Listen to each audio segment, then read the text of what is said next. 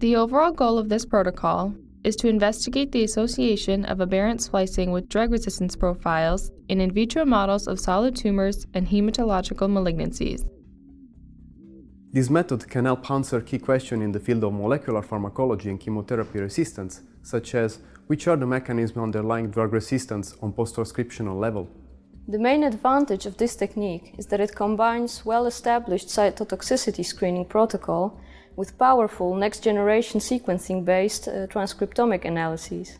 This technique could lead to a better understanding of the molecular mechanisms underlying chemotherapy failure, and it will improve the early detection of drug resistance. This method can provide insight into genome-wide determinants of drug resistance in cell line models, but it can also be applied to other systems, such as primary patient samples and xenograft. Demonstrating this procedure will be Johan van Meerlo, a technician from our laboratory at the Cancer Center Amsterdam.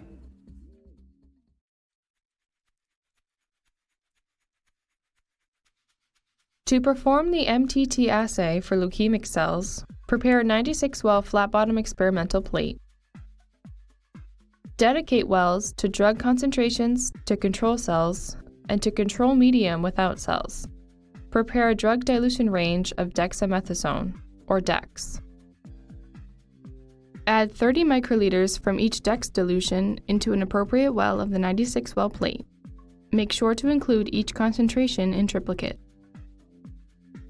Harvest exponentially growing leukemic cells and resuspend them at their optimal seeding concentration. Add 120 microliters of the cell suspension to each well containing either the drug solution or the growth medium.